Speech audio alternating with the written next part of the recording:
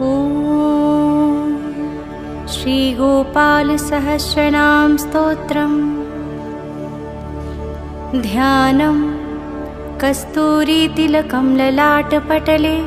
वक्षस्थले कौस्तुभं, नासाग्रे वरमौक्तिकं करतले,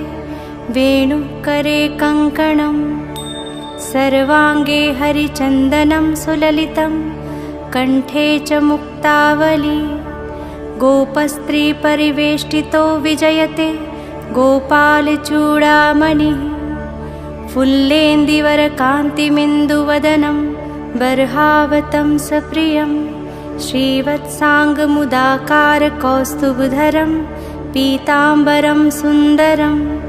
गोपीनां नयलोत्पलार्चिततनुं, गोगोपसङ्गावृतं, गोविन्दं कलवेणुवादनपरं, दिव्याङ्गभूषण भजे। स्तोत्रम्। ॐ क्लीं देवः कामदेवः कामबीजशिरोमणिः, श्रीगोपालो महीपालः सर्ववेदाङ्गपारगः, धरणीपालको धन्यः पुण्डरीकः सनातनः, गोपतिर्भूपतिः शास्ता प्रहर्ता विश्वतोमुखः, आदिकर्ता महाकर्ता महाकालः प्रतापवान्, जगज्जीवो जगद्धाता जगद्भर्ता जगद्वसु, मत्स्यो भीमः कुहुर्भर्ता हर्ता वाराहमूर्तिमान्, नारायणो ऋषिकेशो गोविन्दो गरुडध्वजः, गोकुलेन्द्रो महाचन्द्रः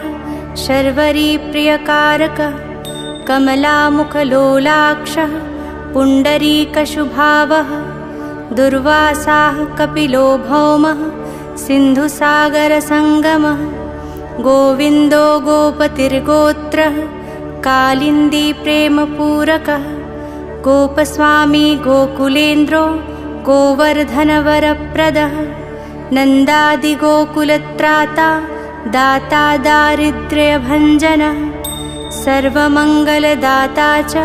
सर्वकामप्रदायकः, आदिकर्ता महीभर्ता सर्वसागरसिन्धुजः, गजगामी गजोद्धारी कामी कामकलानिधिः,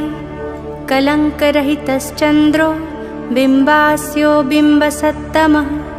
मालाकारः कृपाकारः कोकिलास्वरभूषणः, रामो नीलाम्बरो देवो हलिदुर्दममर्दनः, सहस्राक्षपुरीभेत्ता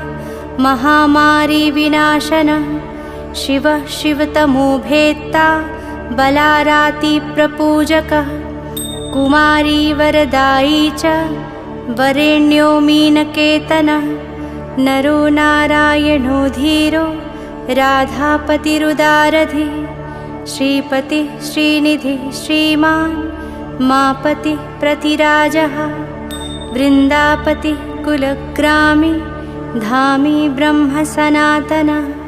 रेवतीरमणो रामश्चञ्चलचारुलोचनः, रामायणशरीरोऽयं रामी रामः श्रियपतिः, शर्वरः शर्वरी शर्व सर्वत्र शुभदायकः, राधा राधयितो राधी राधाचित्तप्रमोदकः, राधारतिसुखोपेतो राधामोहनतत्परः, राधावशीकरो राधा हृदयाम्भोजषट्पदः, राधालिङ्गनसम्मोहो राधानर्तनकौतुकः, राधासञ्जातसम्प्रीति राधाकामफलप्रदः, वृन्दापतिः कोशनिधिः कोकशोकविनाशकः, चन्द्रापतिश्चन्द्रपतिश्चण्डकोदण्डभञ्जनः, रामो दाशरथी रामो भृगुवंशसमुद्भवः, आत्मा रामो जितक्रोधो मोहो मोहान्धभञ्जनः, वृषभानुर्भवो भावः काश्यपिः करुणानिधिः, कोलाहलो हलीहाली हेलीहलधरप्रियः, राधामुखाब्जमार्तण्डो भास्करो रविजो विधु विधिर्विधाता वरुणो वारुणी प्रियः रोहिणी हृदयानन्दी वसुदेवात्मजो बली नीलाम्बरो रोहिणेयो जरासन्दवधोमल नागो नवाम्भो विरुदो वीरहा वरदो बली गोपथो विजयी विद्वान् सिपिविष्टः सनातनः परशुरामवचो ग्राही वरग्राही श्रीगालः दमघोषोपदेष्टा च रथग्राही सुदर्शनः वीरपत्नी यशस्त्राता जराव्याधिविघातकः द्वारकावासतत्त्वज्ञो हुताशनवरप्रदः यमुनावेगसंहारी नीलाम्बरधरः प्रभुः विभुः शरासनो धन्वी गणेशो गणनायकः लक्ष्मणो लक्षणो लक्ष्यो रक्षो वंशविनाशनः वामनो वामनीभूतो वमनो वमनारुहः यशोदानन्दनः कर्ता यमलार्जुनमुक्तिदः उलूखली महामानी दामबद्धाः वैषमी भक्तानुकारी भगवान् केशवो चलधारकः केशिहा मधुहा मोहि वृषासुरविघातकः अघासुरविनाशी च पूतना मोक्षदायकः कुब्जा विनोदी भगवान् कंसमृत्युर्महामखी अश्वमेधो वाजपेयो गोमेधो नरमेधवान् कन्दर्पकोटिलावण्यश्चन्द्रकोटिसुशीलतः रविकोटिप्रतीकाशो वायुकोटिमहाबलः ब्रह्मा ब्रह्माण्डकर्ता च कमलावाञ्छितप्रदः कमलाकमलाक्षश्च कमलामुखलोलुपः कमलाव्रतधारी च कमलाभः पुरन्दरः सौभाग्यादिकिञ्चितोऽयं महामायी महोत्कटः तारकारि सुरत्राता मारीचक्षोभकारकः विश्वामित्रप्रियोदान्तो रामो राजीवलोचनः लङ्काधिपकुलध्वंसी विभीषणवरप्रदः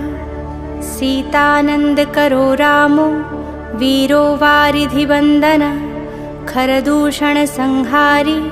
साकेतपुरवासनः चन्द्रावलीपतिः कूलः केशीकंसवधोमरः माधवो मधुहा माध्वी माध्वीको माधवो मधु मुञ्जाटवीगाहमानो धेनुकारिर्धरात्मज वंशीवटविहारी च गोवर्धनवनाश्रयः तथा तालवनोद्देशी भाण्डीरवनशङ्खः तृणार्वतकथाकारी वृषभानुसुतापतिः राधाप्राणसमो राधा वदनाब्जमधुव्रतः गोपीरञ्जनदेवज्ञो लीलाकमलपूजितः क्रीडाकमलसन्देहो गोपिकाप्रीतिरञ्जनः रञ्जको रञ्जनो रङ्गो रङ्गीरङ्गमहीरुहः कामः कामारिभक्तोऽयं पुराणपुरुषः कविः नारदो देवलो भीमो बालो बालमुखाम्बुजः अम्बुजो ब्रह्मसाक्षी च योगी दत्तवरो मुनिः ऋषभः पर्वतो ग्रामो नन्दीपवनवल्लभः पद्मनाभः सुरज्येष्ठो ब्रह्मारुद्रो हि भूषितः गणानां त्राणकर्ता च गणेशो ग्रहिलो ग्रही गणाश्रयो गणाध्यक्ष क्रोडीकृतजगत्त्रयः यादवेन्द्रो द्वारकेन्द्रो मथुरावल्लभोधुरी भ्रमरः कुन्तली कुन्ती सुतरक्षी महामखी यमुनावरदाता च काश्यपस्य वरप्रदः शङ्खचूडवधोद्दामो गोपीरक्षणतत्परः पाञ्चजन्यकरो रामी त्रिरामी वनजो जय फाल्गुनः फाल्गुनसखो विराधवधकारक रुक्मिणी प्राणार्थाश्च सत्यभामा प्रियङ्कर कल्पवृक्षो महावृक्षो दानवृक्षो महाफल अंकुशो भूसुरो भामो भामको भ्रामको हरिः सरलः शाश्वतो वीरो यदुवंशी शिवात्मक प्रद्युम्नो बलकर्ता च प्रहर्ता दैत्यः प्रभु महाधनो महावीरो वनमाला विभूषण तुलसीदामशोभाढ्यो जालन्धर विनाशन शूरः सूर्यो मृकण्डश्च भास्करो विश्वपूजितः रविस्तमोहावह्निश्च वाडवो वडवानल दैत्यदर्पविनाशी च गरुडो गरुडाग्रज गोपीनाथो महीनाथो वृन्दानाथो वरोधक प्रपञ्ची पञ्चरूपश्च लतागुल्मश्च गोपतिः गङ्गा च यमुना रूपो गोदावेत्रवती तथा कावेरी नर्मदा तापी गण्डकी सरयूस्तथा राजसस्तामसः सत्त्वी सर्वाङ्गी सर्वलोचन सुधामयो मृतमयो योगिनी वल्लभः शिवः बुद्धो बुद्धिमतां श्रेष्ठो विष्णुर्जिष्णुः शचीपतिः वंशी वंशधरो लोको विलोको मोहनाशन रवरावो रवो रावो बालो बालबलाहकः शिवो रुद्रो नलो नीलो लाङ्गलीलाङ्गलाश्रय पारदः पावनो हंसो हंसारूढो जगत्पतिः मोहिनी मोहनो मायी महामायो महामखी वृषो वृषाकपिः कालः काली दमनकारकः कुब्जा भाग्यप्रदो वीरो रजकक्षयकारकः कोमलो वारुणो राजा जलजो जलधारकः हारकः सर्वपापघ्नः परमेष्ठी पितामहः खड्गधारी कृपाकारी राधारमणसुन्दर द्वादशारण्यसम्भोगी शेषनागफणालय कामः श्यामः सुखः श्रीदः श्रीपतिः श्रीनिधिः कृतिः हरिर्हरो नरो नारो नरोत्तमैषु प्रियः गोपाली चित्तहर्ता चकर्ता संसारतारकः आदिदेवो महादेवो गौरी गुरुरनाश्रयः साधुर्मधुर्विधुर्धाता भ्राता क्रूरपरायणः रोलम्बी च हयग्रीवो वानरारिर्वनाश्रयः वनं वनीवनाध्यक्षो महावन्द्यो महामुनिः स्यमन्तकमणिप्राज्ञो विज्ञो विघ्नविघातकः गोवर्धनो वर्धनीयो वर्धनीवर्धनप्रियः वर्धन्यो वर्धनो वर्धि वार्धिन्यः सुमुखप्रियः वर्धितो वृद्धको वृद्धो वृन्दारकजनप्रियः गोपालरमणी भर्ता साम्बकुष्ठविनाशन रुक्मिणीहरणः प्रेम प्रेमी चन्द्रावलीपतिः श्रीकर्ता विश्वभर्ता च नरो नारायणो बलि गणो गणपतिश्चैव दत्तात्रेयो महामुनि व्यासो नारायणो दिव्यो भव्यो भावुकधारक स्वः श्रेयसं शिवं भद्रं भावुकं भविकं शुभं शुभात्मकः शुभः शास्ता प्रशास्ता मेघनादः ब्रह्मण्यदेवो दीनानामुद्धारकरणक्षमः कृष्णः कमलपत्राक्षः कृष्णः कमललोचनः कृष्णः कामी सदा कृष्णः समस्तप्रियकारकः नन्दो नन्दी महानन्दी मादी मादनकः किली मिली हिली गिली गोली गोलो गोलालयो गुली गुग्गुली मारकी शाखी वटः पिप्पलकः कृति मलेच्छः कालहर्ता च यशोदायश एव च अच्युतः केशवो विष्णुर्हरिः सत्यो जनार्दनः हंसो नारायणो लीलो नीलो भक्तिपरायणः जानकीवल्लभो रामो विरामो विघ्ननाशनः सहस्रांशुर्महाभानुर्वीरबाहुमहोदधिः समुद्रोऽब्धिर्कूपारः पारावारः सरित्पतिः गोकुलानन्दकारी च प्रतिज्ञापरिपालकः सदा रामः कृपारामो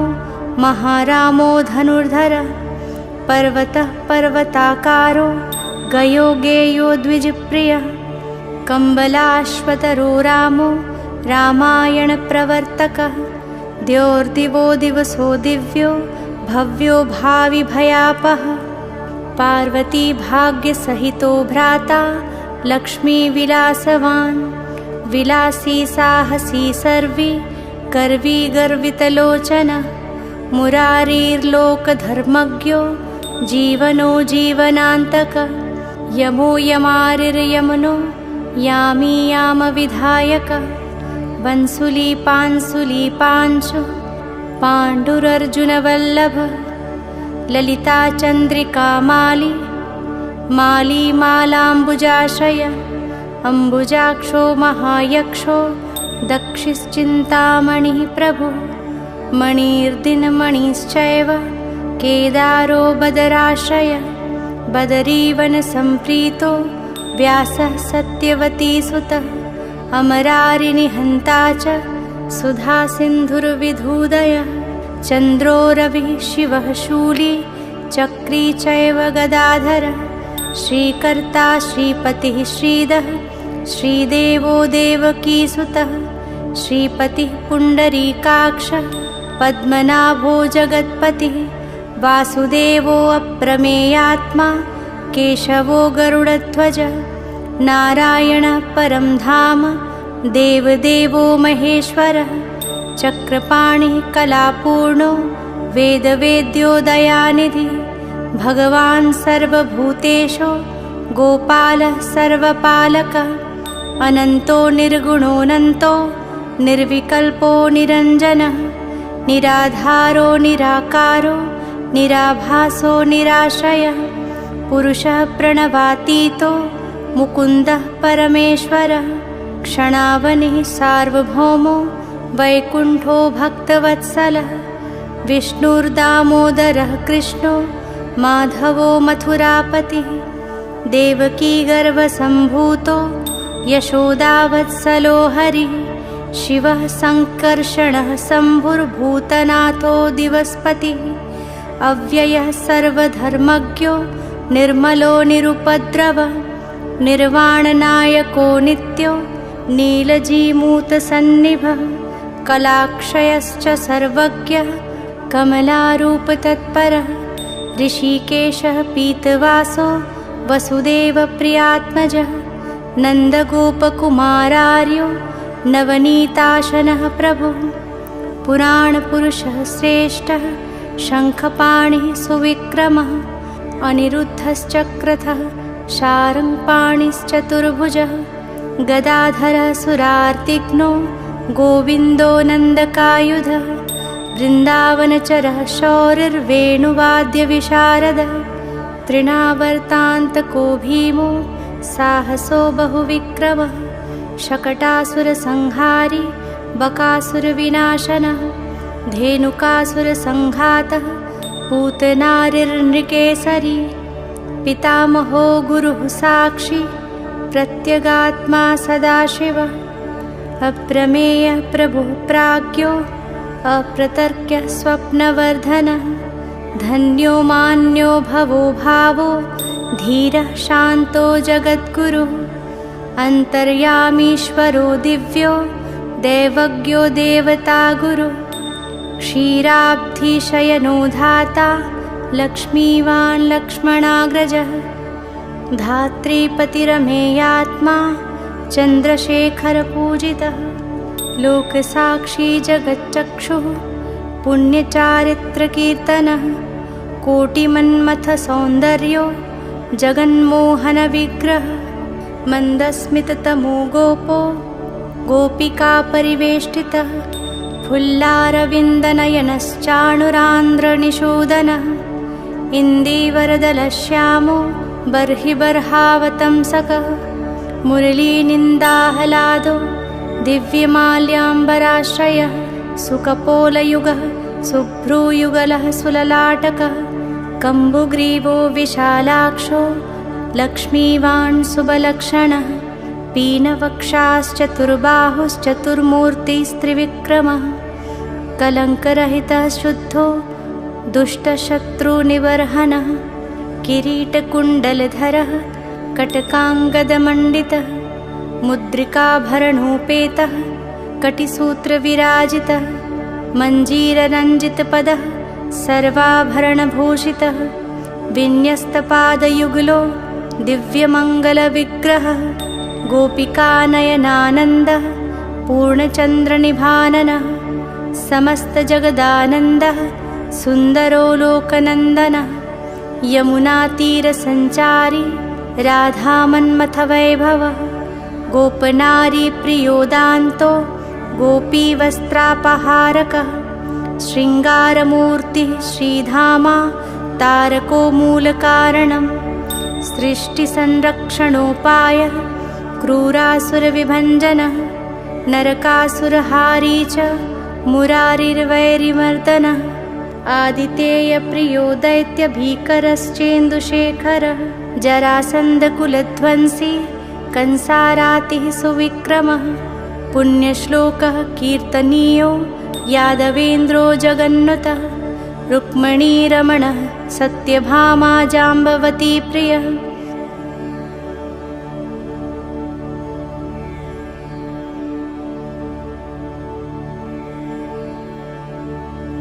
सर्वसौभाग्यसम्पन्नो द्वारकायामुपस्थितः भद्रासूर्यसुतानाथो लीलामानुषविग्रहः सहस्रषोडशशस्त्रीशो भोगमोक्षैकदायकः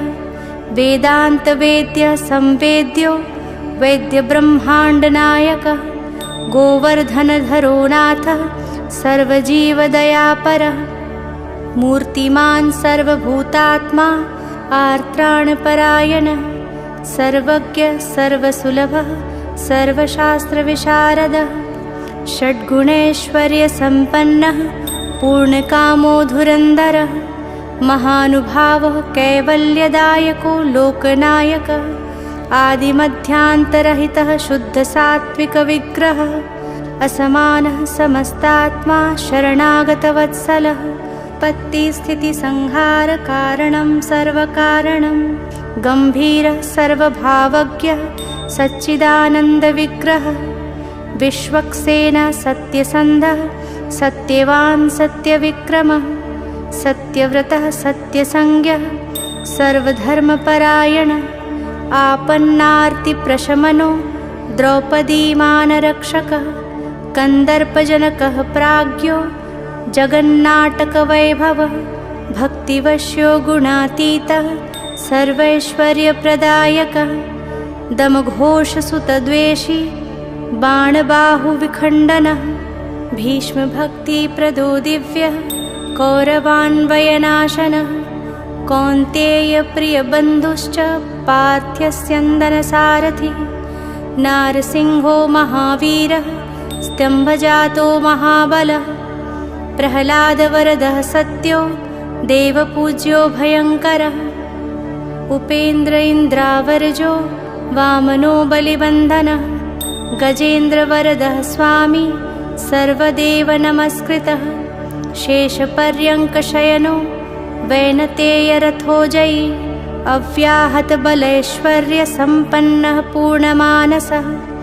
योगेश्वरेश्वरः साक्षी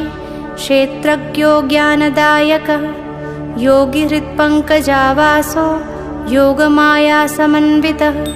नादबिन्दुकलातीतश्चतुर्वर्गफलप्रदः सुषुम्नामार्गसञ्चारी देहस्यान्तरसंस्थितः देहेन्द्रियमनः प्राणसाक्षी चेतः प्रसादकः सूक्ष्मः सर्वगतो देही ज्ञानदर्पणगोचरः तत्त्वत्रयात्मको व्यक्तः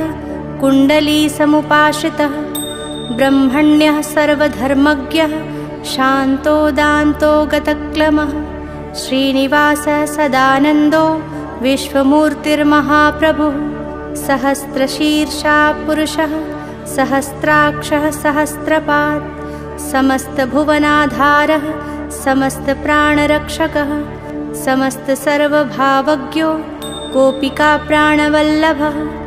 नित्योत्सवो नित्यसौख्यो नित्यश्रीर्नित्यमङ्गलः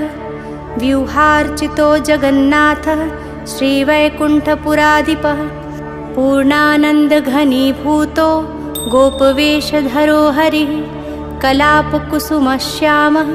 कोमलः शान्तविग्रहः गोपाङ्गनावृतोऽनन्तो वृन्दावनसमाश्रयः वेणुवादरतः श्रेष्ठो देवानां हितकारकः बालक्रीडासमासक्तो नवनीतस्य तस्करः गोपालकामिनीजारश्चोरजारशिखामणिः परञ्ज्योतिः पराकाशः परावासः परिस्फुटः अष्टादशाक्षरो मन्त्रो व्यापको लोकपावनः सप्तकोटिमहामन्त्रशेखरो देवशेखरः विज्ञानज्ञानसन्धानस्तेजोराशिर्जगत्पतिः भक्तलोकप्रसन्नात्मा भक्तमन्दारविग्रहः भक्तदारिद्र्यदमनो भक्तानां प्रीतिदायकः भक्ताधीनमनाः पूज्यो भक्तलोकशिवङ्करः भक्ताभीष्टप्रदः सर्वभक्ताघोगनिकृन्तनः अपारकरुणासिन्धुर्भगवान् भक्ततत्परः फलश्रुतिः इति श्रीराधिकानाथसहस्रं नाम कीर्तनं स्मरणात् पापराशिनां खण्डनं मृत्युनाशनं वैष्णवानां प्रियकरं महारोगनिवारणं ब्रह्महत्यासुरापानं परस्त्रीगमनं तथा परद्रव्यापहरणं परद्वेषसमन्वितं मानसं वाचिकं कायं यत्पापं पापसम्भवं सहस्रनामपठानात् सर्वं नश्यति तत्क्षणात् महादारिद्र्ययुक्तो यो वैष्णवो विष्णुभक्तिमान् कार्तिक्यां सम्पठेद्रात्रौ शतमष्टोत्तरं क्रमात् पीताम्बरधरो धीमान् सुगन्धिपुष्पचन्दनैः पुस्तकं पूजयित्वा तु नैवेद्यादिभिरेव च राधाध्याननाङ्कितो धीरो वनमालाविभूषितः शतमष्टोत्तरं देवी पठेन्नाम सहस्रकं तुलसीमालया युक्तो वैष्णवो भक्तितत्परः रविवारे च शुक्रे च द्वादश्यां श्राद्धवासरे ब्राह्मणं पूजयित्वा च भोजित्वा विधानतः यः पठेद्विष्णवो नित्यं स याति हरिमन्दिरं कृष्णेनोक्तं राधिकायै मयि प्रोक्तं पुरा शिवे नारदाय मया प्रोक्तं नारदेन प्रकाशितं मया त्वयि वरारोहे प्रोक्तमेतत् सुदुर्लभं गोपनीयं प्रयत्नेन न प्रकाश्यं कथञ्चन शठाय पापिने चैव लम्पटाय विशेषतः न दातव्यं न दातव्यं न दातव्यं कदाचन देयं शिष्याय शान्ताय विष्णुभक्तिरताय च गोदानब्रह्मयज्ञादेवार्जपेय शतस्य च अश्वमेधसहस्रस्य फलं पाठे भवेत् ध्रुवम् एकादश्यां नरः स्नात्वा सुगन्धिद्रव्यतैलकैः आहारं ब्रह्मणे दत्त्वा दक्षिणां स्वर्णभूषणं तत् आरम्भकर्तास्मात् सर्वं प्राप्नोति मानवः शतावृतं सहस्रं च यः पठेत् वैष्णवो जनः श्रीवृन्दावनचन्द्रस्य प्रसादात् सर्वमाप्नुयात् यद्गृहे पुस्तकं देवी पूजितं चैव तिष्ठति न मारी न च दुर्भिक्षं नोपसर्गभयं क्वचित् सर्पादिभूतयक्षाद्य नश्यन्ति नात्र संशयः श्रीगोपालो महादेवी वसेत् तस्य गृहे सदा। गृहे यत्र सहस्रं च नाम्ना तिष्ठति पूजितम्।